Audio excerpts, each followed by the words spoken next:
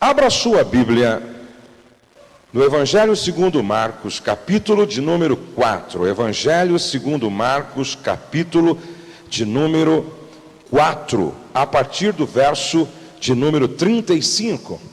Esse é um texto que faz parte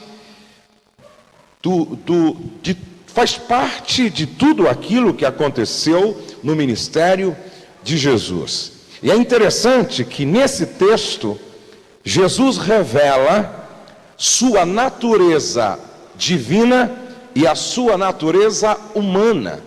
Isto porque você vai encontrar Jesus cansado, dormindo no barco.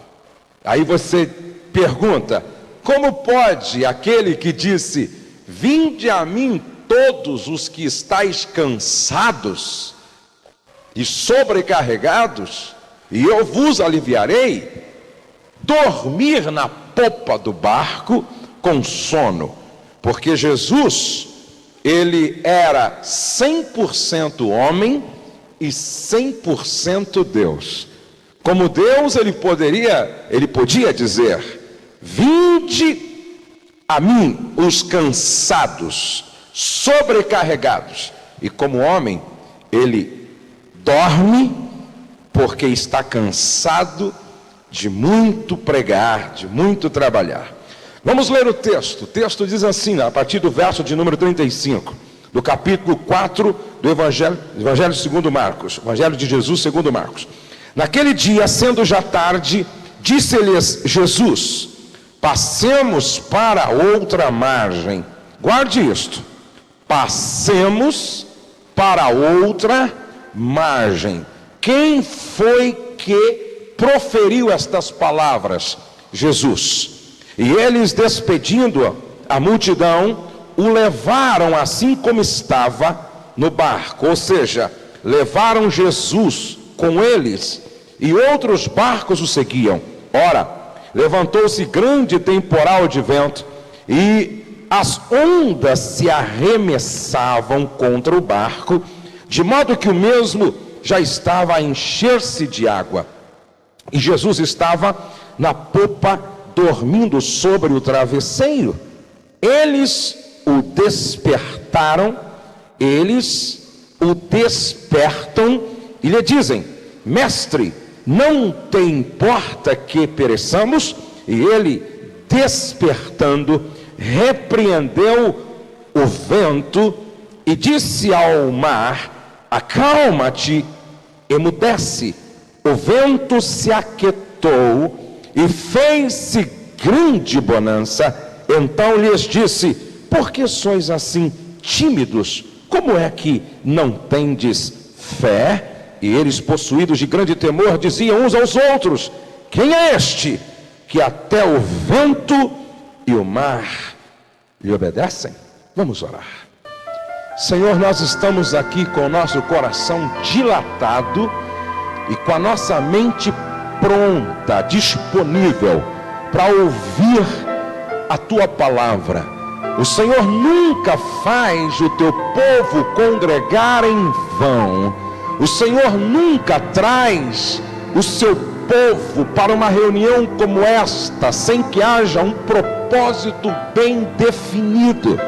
Nós não queremos ouvir aquilo, ó Deus, que simplesmente nos faça bem, porque é o que nós gostaríamos de ouvir. Não. Nós queremos que o Senhor fale com liberdade aquilo que nós precisamos ouvir. Isto porque, Senhor, nem sempre aquilo que nós precisamos ouvir é o que nós gostamos de ouvir. Mas nesta noite nós estamos prontos para ouvir a tua voz. Ainda que seja uma advertência, ainda que seja uma correção, ainda que seja, ó Deus, uma exortação, fala conosco. Nós temos necessidade de ouvir a tua voz com liberdade. Ministra ao nosso coração e que não haja absolutamente nada que impeça o mover do teu Espírito Santo neste lugar. e que a tua palavra caia no nosso coração como semente caindo em boa terra, e que germine, cresça e produza frutos que glorifiquem o teu nome. Eu peço que seja assim, Pai, no nome de Jesus. Quantos podem dizer amém? Repita comigo: casamento é uma viagem. Mais forte: casamento é uma viagem. Quantos gostam de viajar aqui? Levante a mão assim, por favor. Eu também, particularmente, gosto de viajar. E se eu não gostasse, eu estava frito, porque o meu ministério exige que eu viaje praticamente toda semana.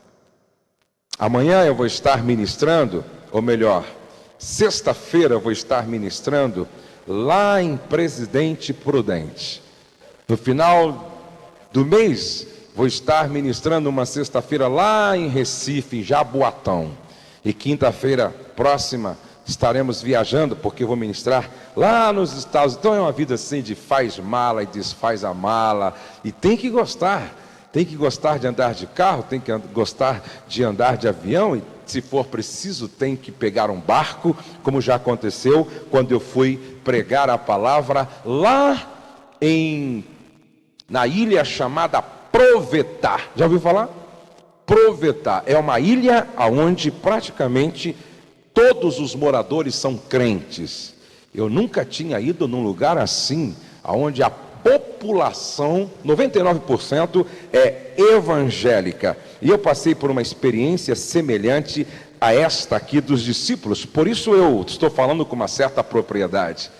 Eu já estive no alto mar, num barco tão simples como este dos discípulos, e nós enfrentamos um temporal que eu nunca vi tanto pastor ficar crente como aquele dia.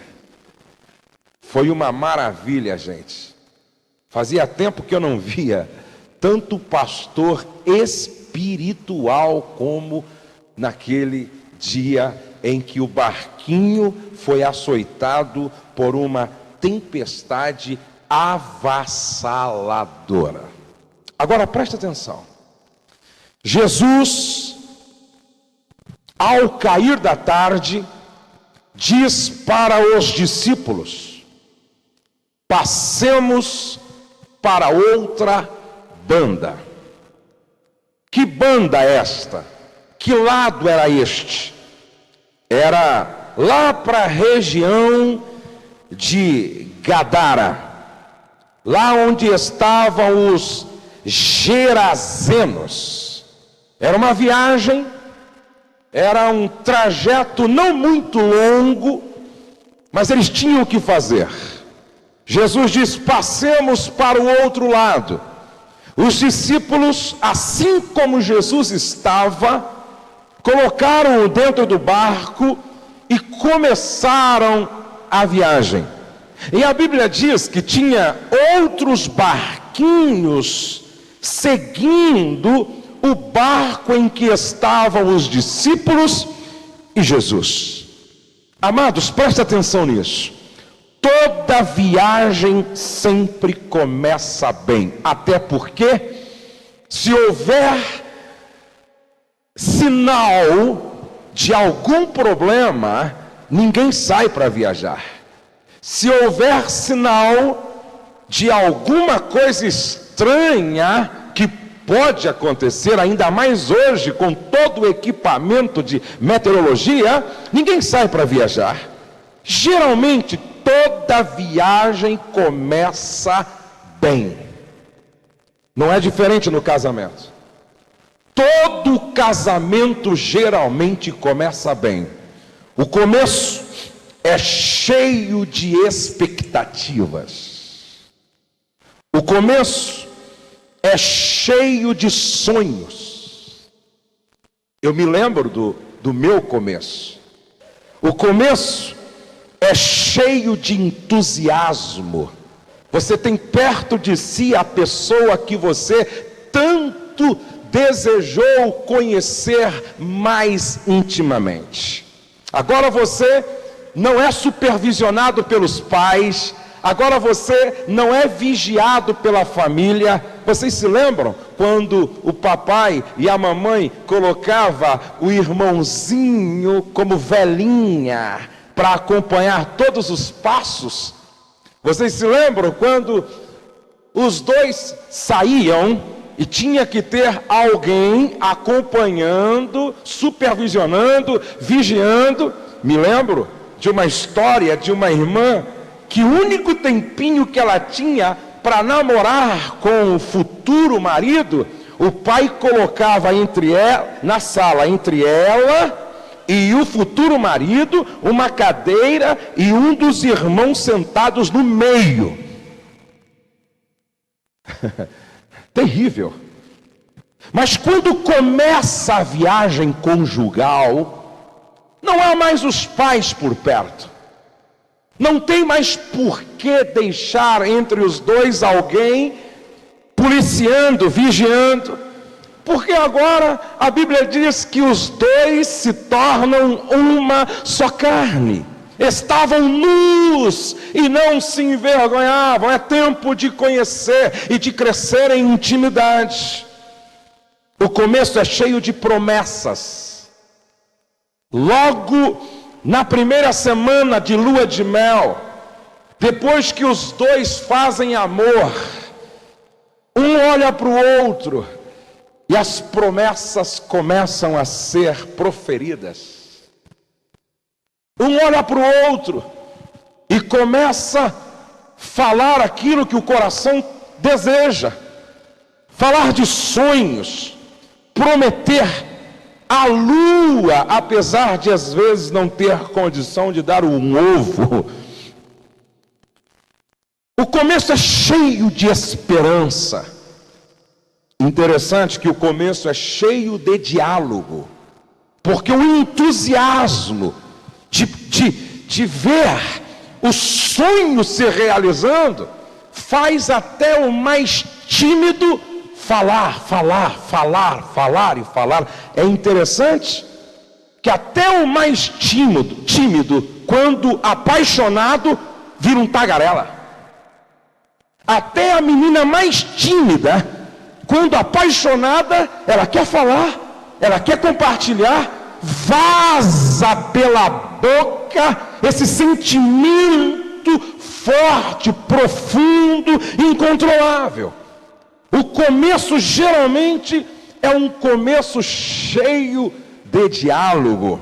O começo quase sempre é perfeito, é ideal, é interessante. Agora preste atenção, não existe viagem sem risco. Dá para repetir comigo?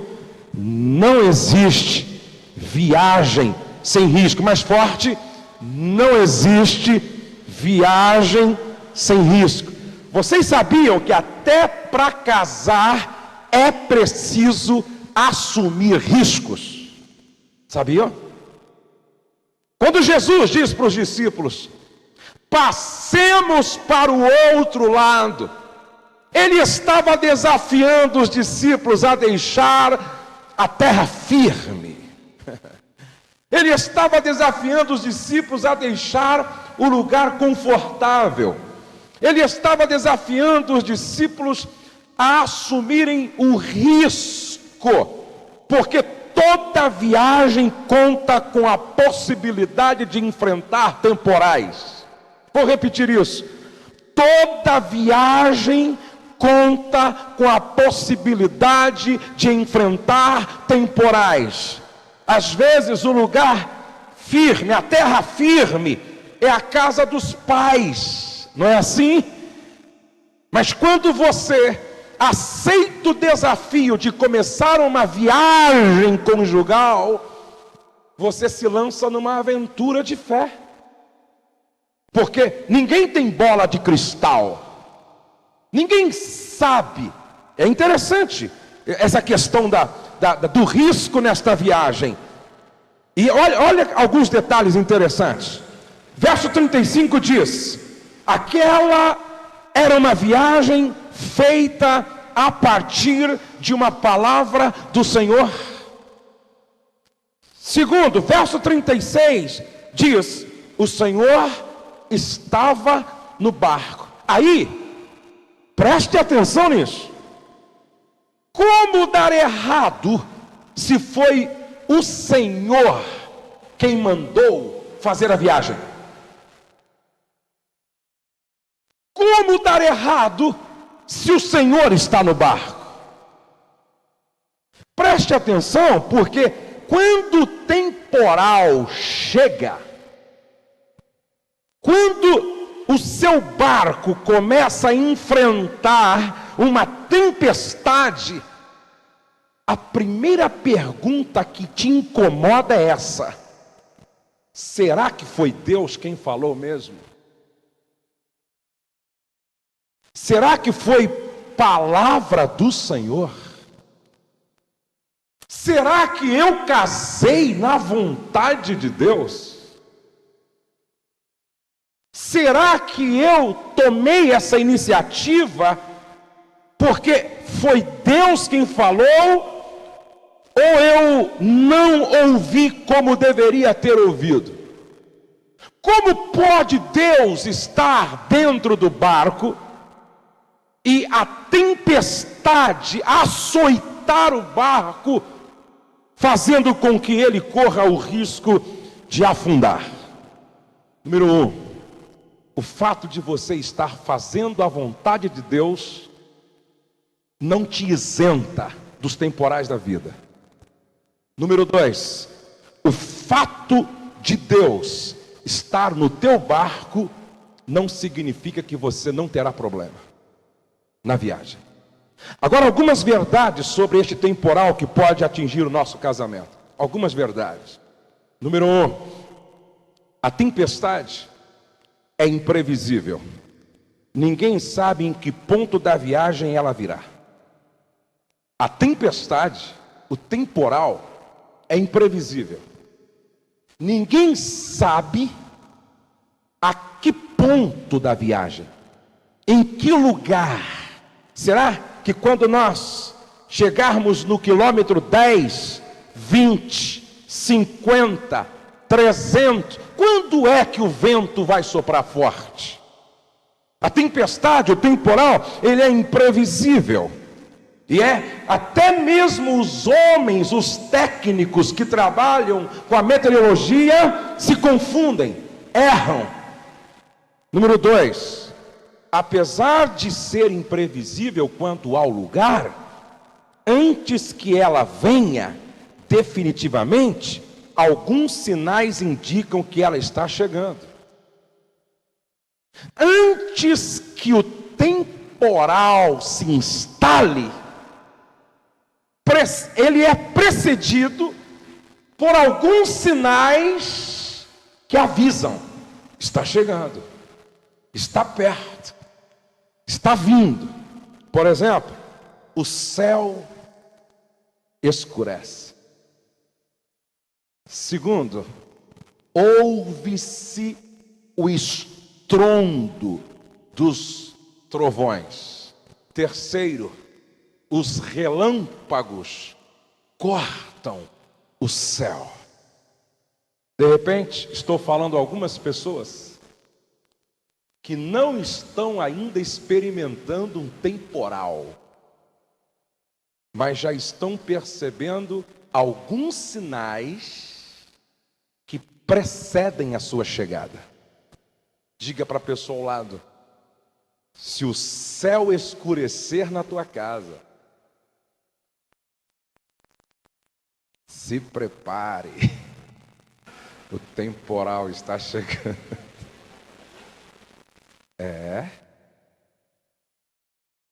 Quando já não se consegue falar pacificamente, quando o barulho é semelhante ao barulho que gera medo como o trovão, quando o estrondar das vozes dentro de casa apavora, e é interessante que em algumas casas os gritos são tantos que até os animais estão estressados e doentes. Quando o cachorro se estressa, Quando o gato se estressa, quando o gato está estressado, quando os animais de estimação estão estressados em função do que vem acontecendo dentro de casa, o que dirá das crianças? O que dirá da esposa ou do marido? Os relâmpagos cortam o céu. Esses movimentos da família, aonde o estresse faz com que um se afaste do outro, um tenha medo do outro. E é terrível quando dá assim, você já experimentou isso? Quando um relâmpago corta o céu escuro, aí dá um estrondo e apaga as luzes à noite. Já experimentou isso? E aí todo mundo atrás de uma vela e tropeçando no outro, e aí se machuca, se arrebenta, alguns caem e até quebra o braço, tropeça, machuca o dedo. Ei, olhe para cá. Você conhece bem o território da sua casa? Quantos conhecem bem o território da sua casa? Levante a mão assim. Você conhece bem o território da sua casa? Conhece bem? Mas e à noite, quando falta a luz, você caminha com segurança? Sim ou não? Você consegue caminhar à noite sem luz com segurança? Gente, eu mesmo conhecendo o território da minha casa, quando está tudo escuro, às vezes eu meto o nariz na porta. Às vezes eu tropeço no sofá.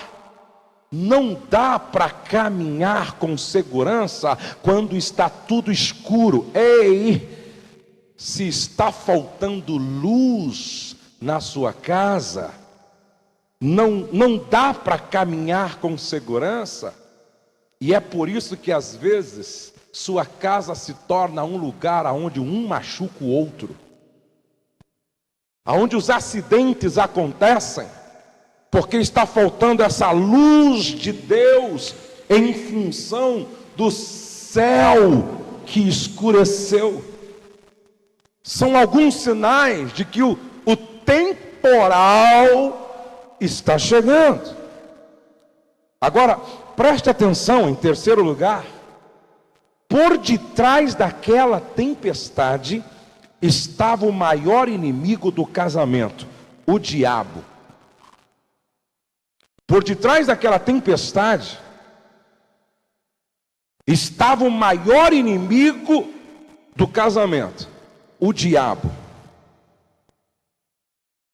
Eu fico observando alguns casais que não levam a sério o mundo espiritual. Gente, o mundo espiritual é uma realidade. A palavra do Senhor diz, Paulo falando em 2 Coríntios capítulo 2, verso 10 e 11, Paulo diz: não ignore os ardis de Satanás. Não ignore os ardis de Satanás. Olhando para as águas encapeladas, as ondas daquele mar, o vento que soprava forte, poderíamos dizer o seguinte: não, é um fenômeno da natureza. Não, isso é um fenômeno da natureza. O vento soprou forte, movimentou as águas do mar, que está sacudindo o barco. Isso é um fenômeno da natureza e pode acontecer a qualquer hora, com qualquer um. Mas neste caso aqui, não. Não.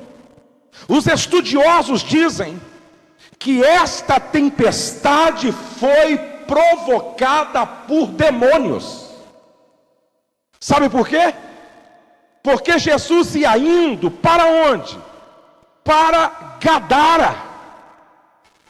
E lá em Gadara, a cultura estava encharcada de legiões de demônios, ao ponto de quando Jesus desce do barco, ele dá de cara com um homem possesso por uma legião de demônios que dormia no cemitério, que se machucava com telhas, que colocava nele algemas, amarras, e ele se soltava, andava de um lado para o outro, gritando, gritando e gritando. Jesus ia para um lugar onde estava instalado o ninho de Satanás.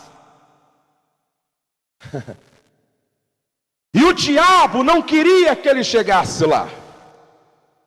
O diabo tentaria fazer de tudo para impedir que aquela viagem fosse bem sucedida. Ei, não ignore o mundo espiritual. O mundo espiritual existe. Não, pastor, aquele casal está em crise. Isso é um problema de incompatibilidade de gênio. Não, pastor, aquele casal está em crise porque falta de sabedoria na administração das finanças. Não, pastor, aquele casal está em crise é por causa da chegada do primeiro filho. Não, pastor, aquele casal está em crise é porque a família dela fica... Eu creio que tudo isso tem a ver, abre brechas.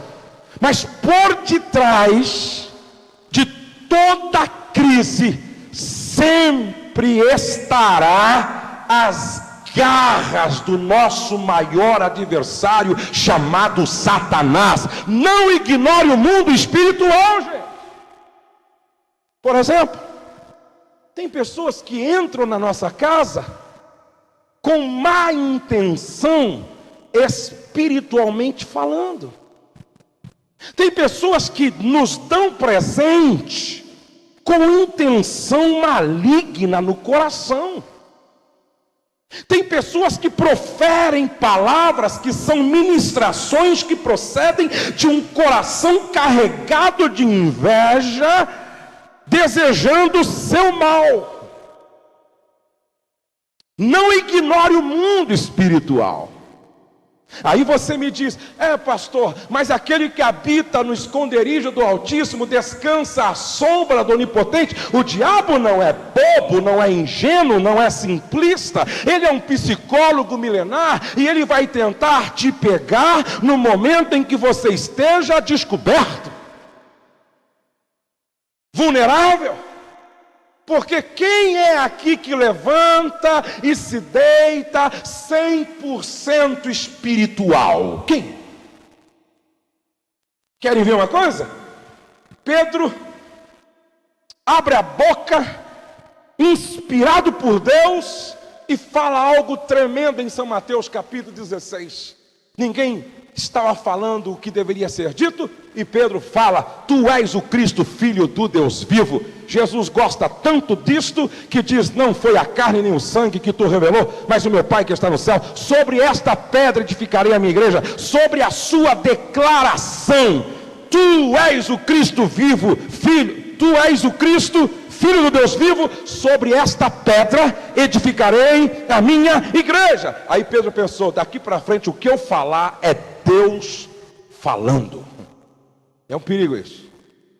Excesso de autoconfiança, pensar que é mais do que é. Pedro diz: daqui para frente eu posso abrir a boca, que é a revelação. Ele dá alguns passos e diz para Jesus, agora, numa outra situação: não vais para Jerusalém, tenha dó de ti mesmo. Se fores, morrerás. Tenha misericórdia de ti mesmo. Autopiedade, tenha autopiedade. Jesus olha bem para ele, presta atenção nisso, e diz assim: para trás de mim, Satanás. Como pode? Como pode uma boca que foi boca de Deus agora estar sendo boca do diabo? O que eu estou tentando dizer para você é que o diabo não está aí brincando de ser diabo. O diabo não está aí fazendo brincadeira de ser diabo. Onde houver uma brecha, ele entra, ele sopra, ele arma um temporal. Se vocês me compreendem, digam amém. Está escrito aqui, gente: o vento se levantou. Isso está no verso de número 37. Ora, levantou-se grande temporal de vento. A intenção do diabo era impedir que eles chegassem ao lugar planejado. Diga para o irmão ao lado: cuidado, o diabo não quer que você chegue aonde Deus planejou para você chegar. Diga para a pessoa ao lado: o diabo não quer que você chegue aonde Deus planejou para você chegar. Fique esperto, meu irmão. Número 2, do outro lado havia alguém que precisava ser alcançado pela graça do Senhor. Número 3, o homem que seria liberto do outro lado se tornaria um canal da graça de Deus para a sua família. Isso está no capítulo 5, versos 19 e 20. O diabo queria impedir que isso acontecesse. O diabo queria atrapalhar a viagem para que isso não acontecesse, porque depois que aquele homem foi liberto, ele quis seguir Jesus, e Jesus disse: não, você não pode ir comigo, porque se você for comigo, a sua família não vai ser alcançada com graça. Vai e seja boca de Deus para a sua família. O diabo vai fazer sempre de tudo para atrapalhar nossa viagem. O diabo sempre fará de tudo para tornar sua viagem um pesadelo. Lembre-se, o mundo espiritual é uma realidade.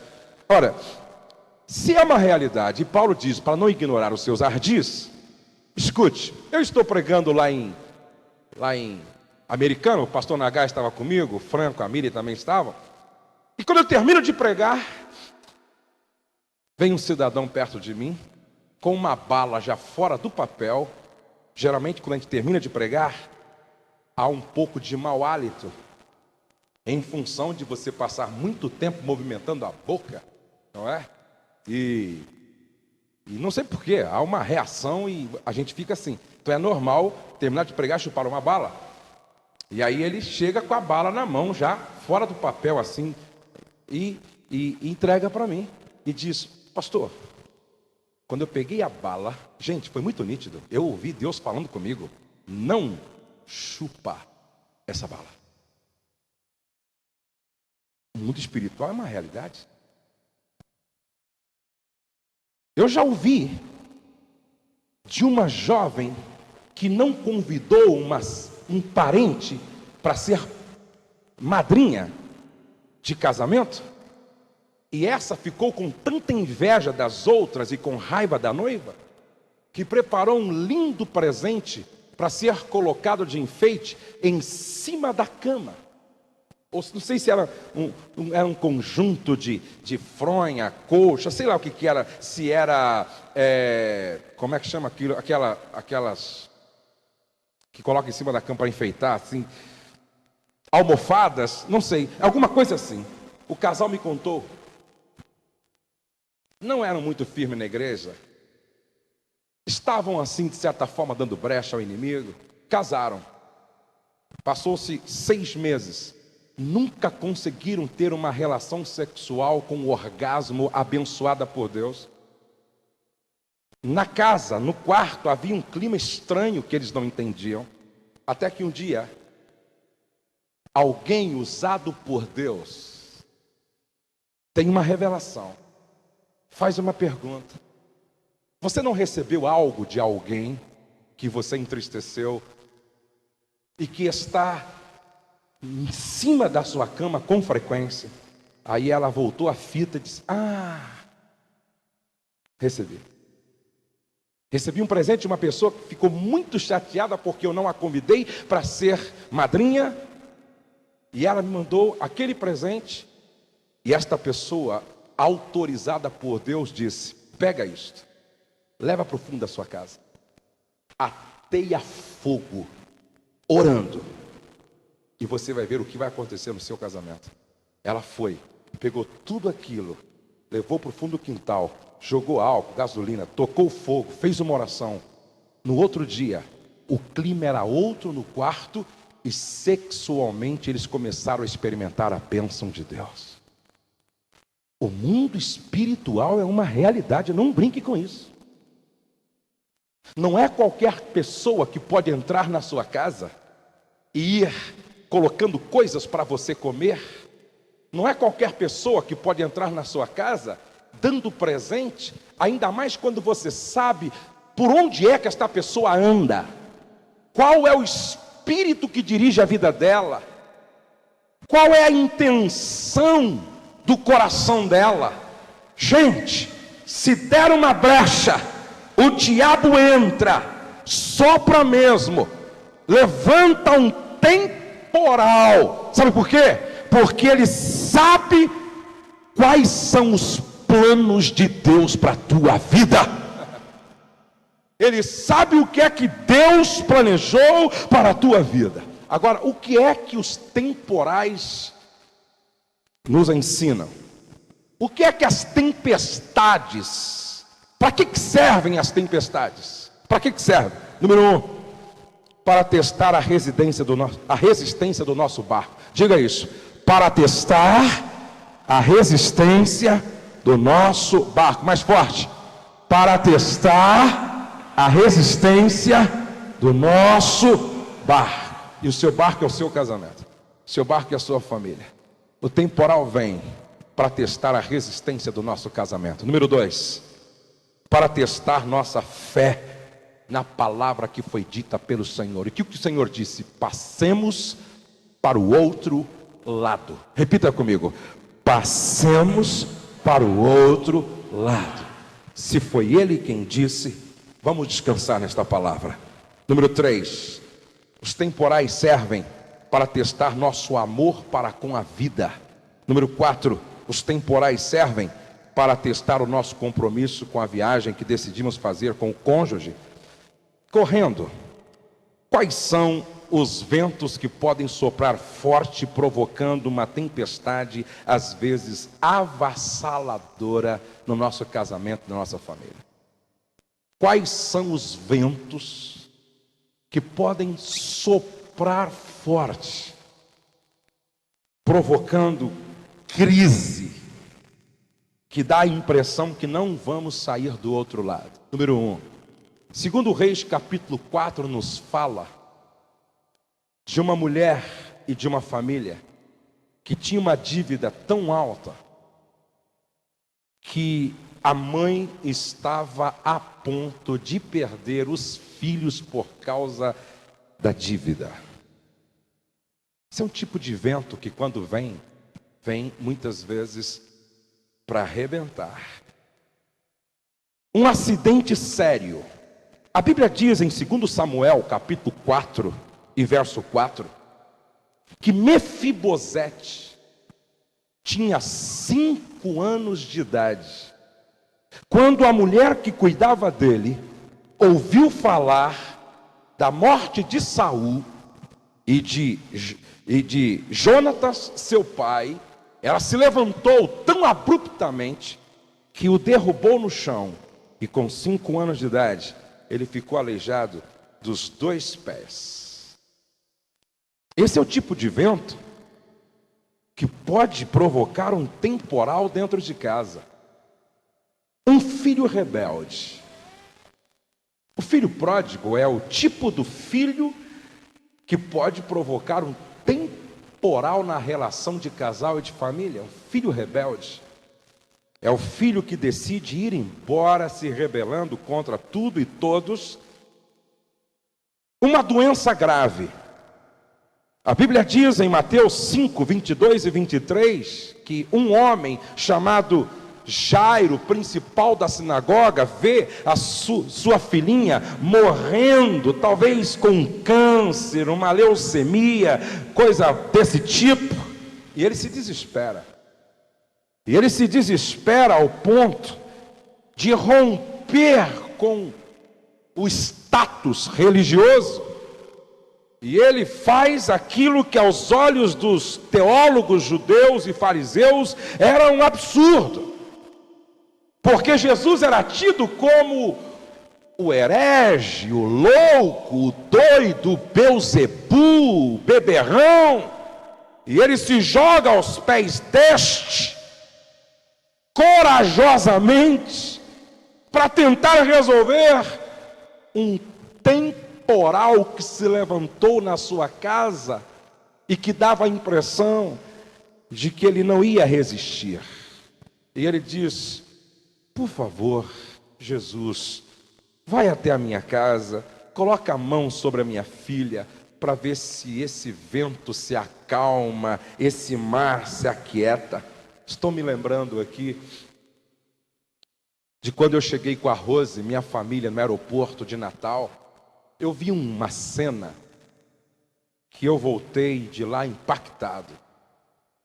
Diga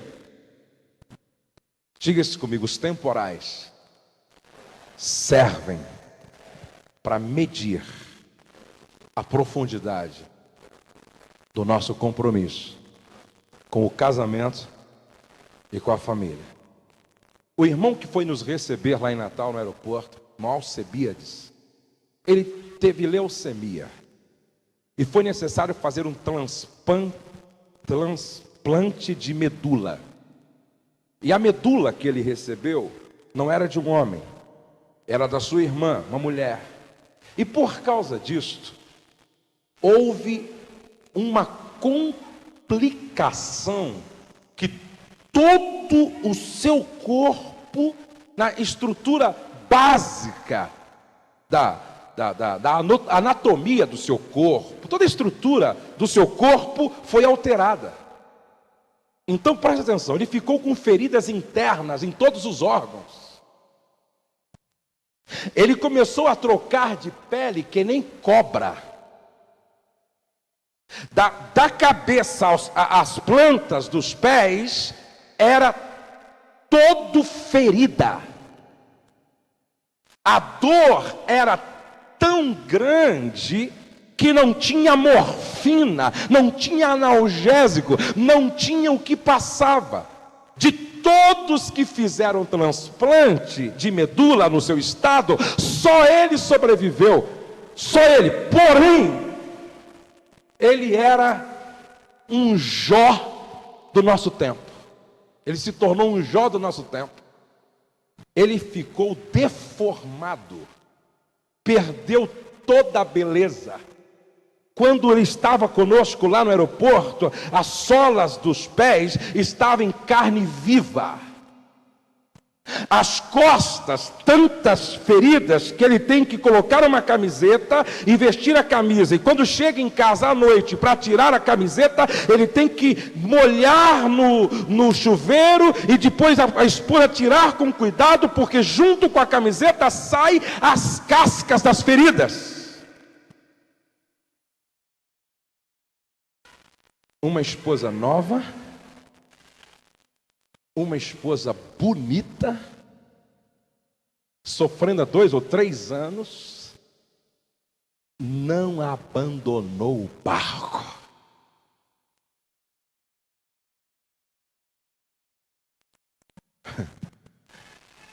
Eu voltei com a Rose de lá dizendo: querida, nós não temos problemas.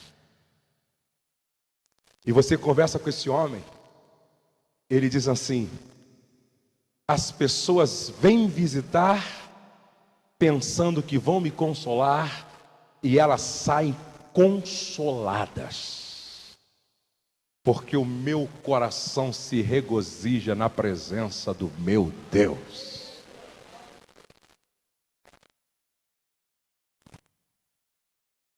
A Bíblia diz em Lucas capítulo 10 e verso 30 que há um outro vento que se levanta e traz o temporal. Diz assim: olha, depois de lhe roubarem tudo e lhe causarem muitos ferimentos, retiraram-se deixando-o semi-morto. Não sei se você já sofreu um roubo. Eu não sei se você já sofreu um assalto.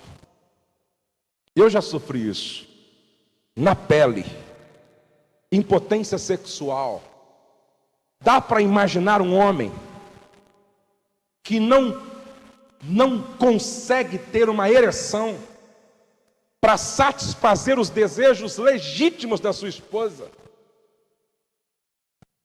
Sua autoimagem e autoestima somem. ele tem a sua própria masculinidade ferida, diminuída. Conheço casais onde os dois, na intimidade, chegam às lágrimas, angústia na alma, porque aquilo que faz parte da saúde de um relacionamento não flui com naturalidade, apesar de todo o avanço tecnológico. A Bíblia diz em João capítulo 9, verso 1, sobre um homem que quando neném, ao nascer, os pais detectam que ele nasceu cego.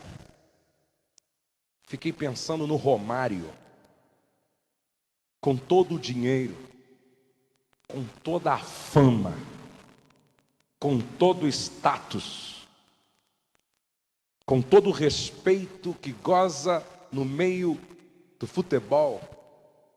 Sua neném nasce e vem a notícia do médico: nasce com síndrome de Down. A morte de um filho. A Bíblia fala em Lucas capítulo 7, verso 12, que uma mãe que tinha um único filho, estava indo para o cemitério junto com uma multidão enterrar a parte maior da sua família. Lembrei hoje do meu irmão Isaac, que vai de férias para a praia, e enquanto ele descansa, o filho de 16 anos, vai tomar um banho no mar, e chega a notícia que em minutos o filho está morto. Recebi um e-mail esses dias, onde a mãe dizia: pastor, está difícil. Num atropelamento, perdemos o nosso filhinho de 13 anos de idade. São ventos que se levantam contra o nosso barco. Você já imaginou o que é ter dentro de casa ou da família um homem semelhante a este, do capítulo 5, do verso 1 ao 4, capítulo 5, do verso 1 ao 4, de São Marcos? Um homem possesso por milhares de demônios. O cemitério é sua casa. Ninguém consegue detê-lo, nem mesmo com grilhões. Não dorme, fica andando de um lado para o outro, gritando e gritando e gritando. Se fere com pedras. Você já imaginou o que é? Você já imaginou a dor dessa mãe? A dor do coração desse pai? A vergonha para os irmãos?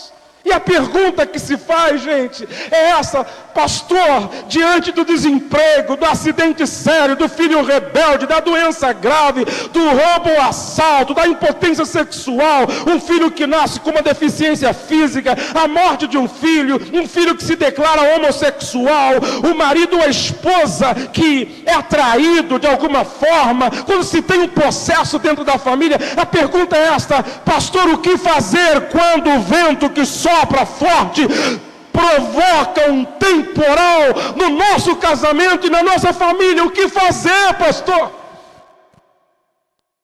Primeiro, vamos ver o que você não deve fazer. Eu estou falando com ênfase porque eu sei que tem muita gente me assistindo que está passando por uma dessas situações. Primeiro, ouça o que você não deve fazer, por pior que seja o temporal. Não blasfeme contra o caráter de Deus, porque quem faz isso afunda mais rápido. Número 2. Não culpe pessoas por aquilo que está acontecendo. Não é hora de olhar para Pedro e dizer: Pedro, Filipe, Tiago, bem que eu dizia que esta viagem não ia dar certo. Não é hora de transferir ou de culpar ninguém. Terceiro, o que você não deve fazer? Desistir se deixando vencer pelo medo. Quarto, o que você não deve fazer? tentar resolver tudo com as próprias forças, autossuficiência. Tentar resolver tudo remando. Há momentos que nem os mais experientes homens do mar conseguem dar um jeito no temporal, porque o temporal é maior, é mais forte, é mais poderoso do que eles. Não adianta. Há momentos que não adianta você dizer: eu conheço do mar, eu conheço das ondas, eu conheço os peixes, eu conheço o tempo. Não adianta. Por último, o que você não deve fazer? Em nome de Jesus, não pule do barco tentando fugir do problema, porque quem faz isto geralmente morre porque está se suicidando. Pedro não pulou do barco. Felipe, no desespero, não pulou do barco. Tiago, desesperado, não pulou do barco. Agora, o que é que você deve fazer quando vem o temporal, quando vem a crise, quando vem o problema? Número 1, lembre sempre que a sua viagem está debaixo de uma palavra do Senhor. Eles tinham uma palavra do Senhor: passemos para o outro lado. Aleluia.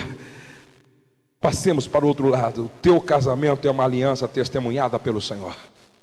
Profetiza isso, ministre isso, diga isso para alguém do seu lado. O seu casamento é uma aliança testemunhada pelo Senhor. O seu casamento é uma aliança testemunhada pelo Senhor.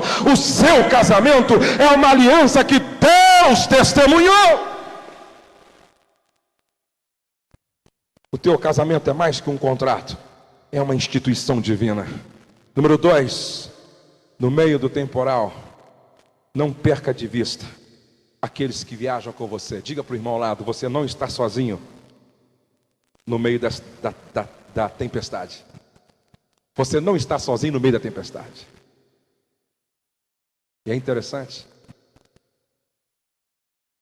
que ao lado do barco dos discípulos tinha outros barquinhos com gente sofrendo a mesma dor.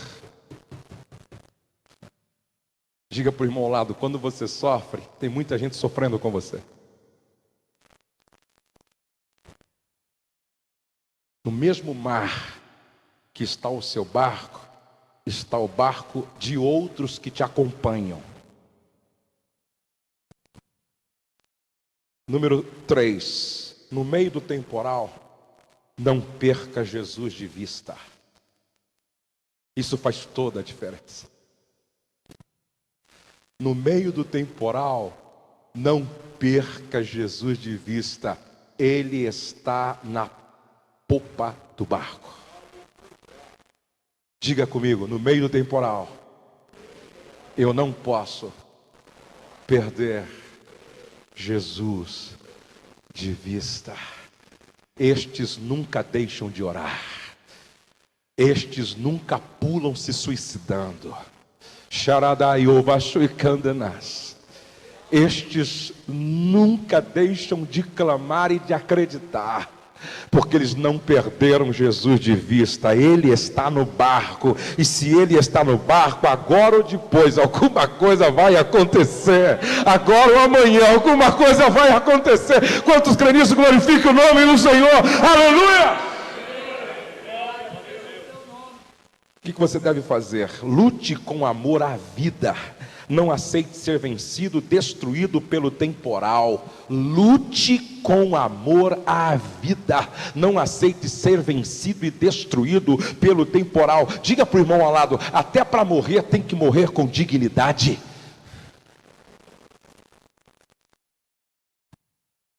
Até para morrer tem que morrer com dignidade. Deus não tem compromisso com gente que se acovarda e que diz: desisto, do jeito que está, não sei no que vai dar, então eu vou cruzar os meus braços e vou assistir na arquibancada o que vai acontecer. Não. O compromisso de Deus é com aqueles que vão até as últimas consequências. É aqueles que dizem: eu sei que o temporal está querendo engolir o meu barco, mas eu não desisto da vida. Lute com amor à vida, não aceite ser vencido de forma indigna. Se você morrer, vai morrer com dignidade, porque lutou até as últimas consequências. Deus vai te aplaudir no céu. Número 5. Diga isso comigo: peça ajuda. Mais forte, peça ajuda. Mais forte, peça ajuda. A Bíblia diz no verso 38: eles pediram ajuda, eles despertaram Jesus. Acorda, acorda, acorda, acorda. Saiba, Silvio, se for preciso eu vou bater nessa porta da sua casa 3 horas da manhã. Acorda, Silvio, acorda. Viu, Filói Júnior, se for preciso eu vou lá. Acorda, me ajuda. Se for preciso, bata na porta de quem você entende que pode te ajudar. Peça ajuda, mas número 1, peça ajuda quando a água começar a entrar no barco. Não espere o barco afundar. Vou repetir isso. Peça ajuda quando a água começar a entrar no barco. Não espere o barco afundar, porque depois que o barco afunda, fica um pouco mais difícil. Não estou dizendo que Deus não pode fazer, que Deus não pode agir, mas fica um pouco mais difícil. Eles não esperaram o barco afundar, eles pediram ajuda quando a água começou a entrar no barco. Diga para o irmão ao lado: peça ajuda antes que o barco afunde. Não tenha vergonha não. Gente, eu estou lutando para nós quebrarmos isto do nosso meio. Algumas pessoas procuram o pastor, algumas pessoas procuram as irmãs do círculo de oração, algumas pessoas procuram o terapeuta, o sexólogo, algumas pessoas procuram ajuda espiritual depois que o barco afundou. Por que não pediu ajuda quando a água começou a entrar no barco? Eu tenho sido procurado por algumas pessoas aqui na igreja e eu parabenizo. Eu digo: é assim mesmo, querida. É assim mesmo, querido. Sentiu que a água está entrando no barco e que o vento não para de soprar forte? Peça ajuda. Deus vai entrar aí. O milagre vai acontecer. Peça ajuda. Número 2, peça ajuda a quem pode ajudar. Vamos dizer juntos? Peça ajuda a quem pode ajudar. Ei, Pedro não pediu ajuda para João, João não pediu ajuda para Filipe, Filipe não pediu ajuda para Tomé. Pelo contrário, eles se juntaram e pediram ajuda para quem podia ajudar. Sabe por que eu estou dizendo isso? Cuidado com aquelas pessoas que, em vez de ajudar a acalmar a tempestade, ajudam o barco a afundar mais rápido. Cuidado com aquelas pessoas que, em vez de ajudar a acalmar a tempestade, ajudam o barco a afundar mais rápido. Outro dia, uma irmã com o casamento em crise foi pedir conselho para uma outra irmã. Sabe o que essa irmã disse? Vai cuidar da tua vida, isto mesmo, busca o teu caminho, você tem potencial, você pode ir longe, vai mesmo, vai à luta, você vai vencer. Se liberta do teu marido. Isso é conselho do cão. Em vez de se juntar em oração para ver o mar se acalmar, ajuda a afundar o barco mais rápido. Sangue de Jesus tem poder. Diga para o irmão ao lado: cuidado para quem você pede ajuda. Cuidado para quem você pede ajuda. Se for preciso, eu vou bater na tua porta. Diga para o irmão de trás: ó, se for preciso, se preciso de madrugada, eu vou te chamar.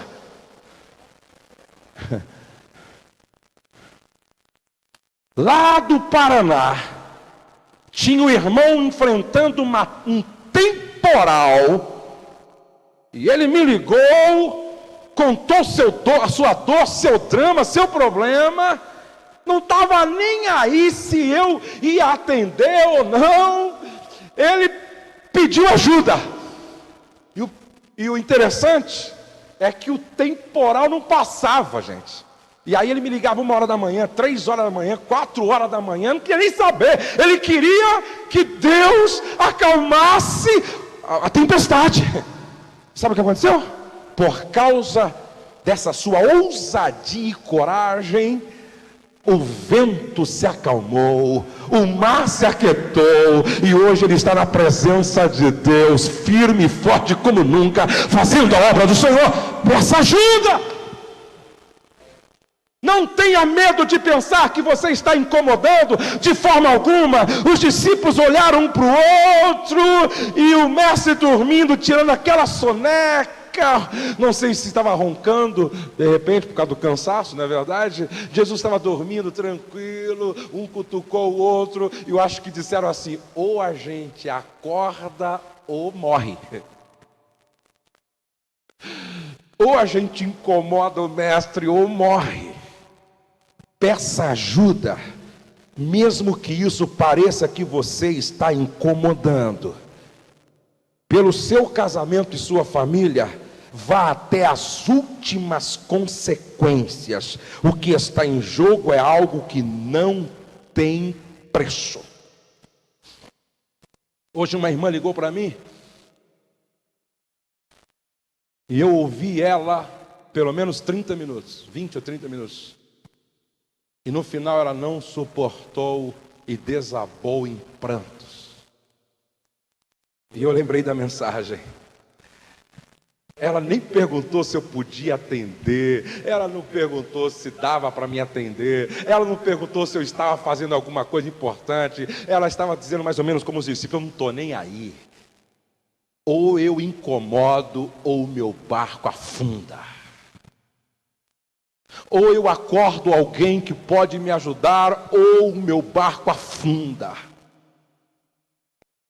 Teu casamento não tem preço, tua família não tem preço, tua filha não tem preço, o teu filho não tem preço. Vá até as últimas consequências, porque Deus honra a gente assim. Peça ajuda sabendo que a solução para a sua crise beneficiará outros barcos que estão navegando no mesmo mar que você. Olha aqui, ó. Quando a tempestade passa, os barquinhos que estão próximos de mim são beneficiados pelo mover de Deus no meu barco. Quantos me entendem, digam amém. Quando vencemos a crise e superamos o tempo difícil, saímos do outro lado, primeiro, mais experientes. Diga, mais experientes. Eu tenho 22 anos de casado. Eu e minha esposa já superamos cada temporal. Teve 1 ou 2 que a gente pensou que não ia suportar, que o barco ia quebrar no meio. Superamos. E hoje nós estamos aqui mais experientes, mais fortes, mais doce. Diga, mais doce. Mais forte, mais doce. Eu conheço casais que superaram o vento do adultério, venceram, hoje estão mais doces um com o outro. Eu conheço casais que superaram a perda de um filho, hoje estão mais doces. Sabe por quê? Olha aqui, olha, mais experiente, mais forte, mais doce, dando maior valor à vida, mais sensível.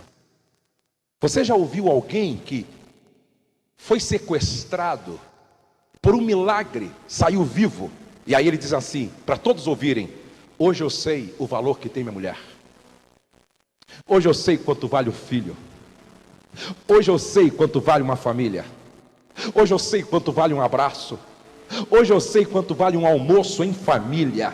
Nunca mais serei o mesmo homem, porque essa tempestade que me atingiu me fez dar mais valor à vida. É comum ouvir das pessoas que passaram por um sequestro, ou fizeram uma cirurgia de muito risco, ou escaparam da morte em um acidente. Elas dizem: estou amando mais minha família, brincando mais com os meus filhos, valorizando mais meu cônjuge, honrando mais meus pais, sendo mais solidário com as pessoas. Os temporais da vida também podem servir para nos burilar, afinar e lapidar. Quantos podem dizer amém? Eu termino fazendo uma pergunta. Pastor Nagai, por que Jesus dormia enquanto os discípulos, apavorados, enfrentavam a tempestade? Silvio, por quê? Por que Jesus estava dormindo quando começou a tempestade? Em Franco, por que Jesus dorme enquanto todos estão tensos, preocupados, temendo a morte? Jesus dorme. Enquanto o desespero tomava conta dos discípulos, Jesus dormia. A mensagem que ele estava passando para os discípulos e para nós hoje é essa: ainda que não pareça, eu estou no controle. Ainda que não pareça, eu estou no controle. Só quem está no controle de forma soberana é que pode dormir em meio ao temporal, ou no meio do temporal. Vamos ficar de pé na presença de Deus.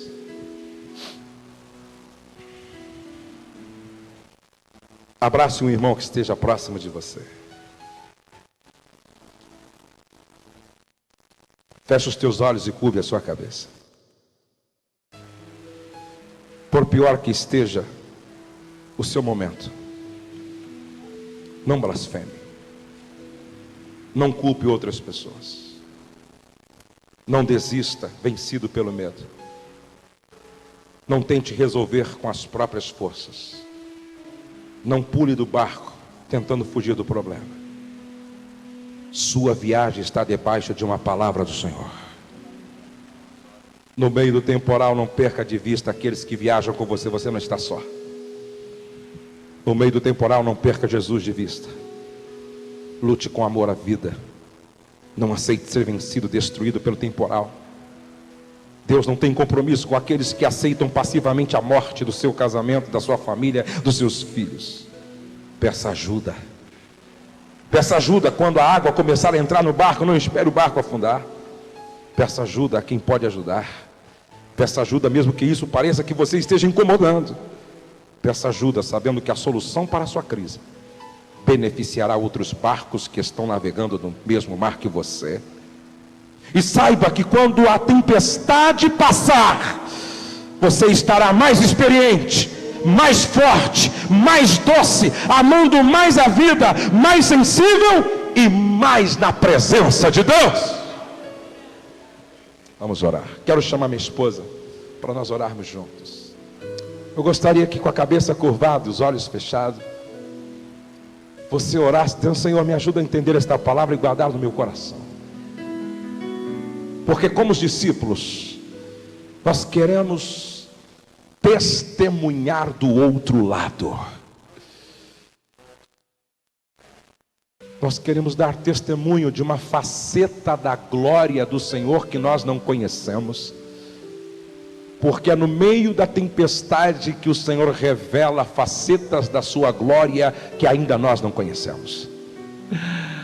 Por isso os discípulos ficaram admirados, dizendo um para o outro: quem é este que até o vento e o mar obedecem à sua voz? Quem é este que fala com o mar e com o vento como se estivesse falando com um servo obediente? Pai, nós estamos na tua presença nesta noite, e a tua palavra foi muito clara ao nosso coração. Não existe viagem conjugal, familiar sem riscos. A tempestade é imprevisível. não sabemos em que ponto ela virá, mas ajuda-nos a estar preparados para enfrentar com dignidade, não perder o equilíbrio, não perder a fé, não perder a esperança, não perder a certeza de que o Senhor se moverá em nosso favor. Eu estou orando por algumas pessoas, Senhor, que estão passando por um tempo difícil. O vento está soprando forte, há um temporal envolvendo o barco, mas Tu és o Senhor do mar, Tu és o Senhor do vento, Tu és o Senhor da nossa vida, Tu és o Senhor da nossa família, Tu és o Senhor do nosso casamento, Tu és o Senhor dos nossos filhos, Tu és o Senhor do nosso futuro.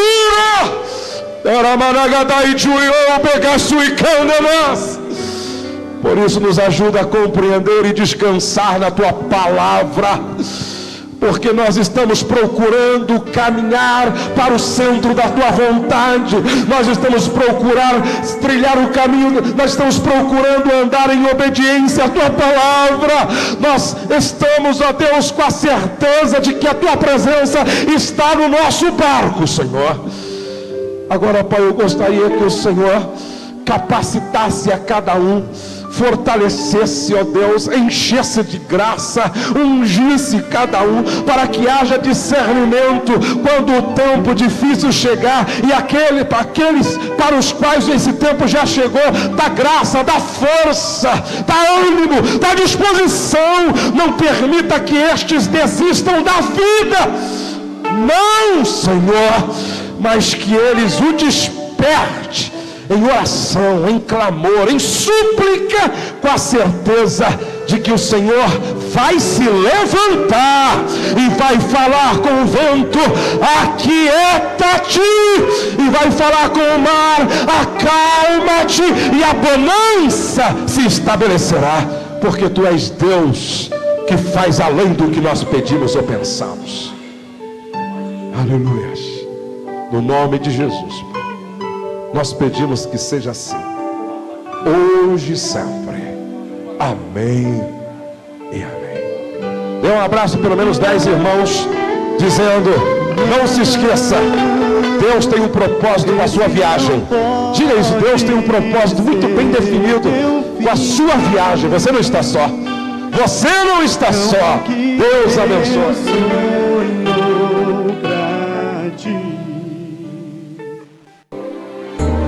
Você ouviu Pastor Josué Gonçalves.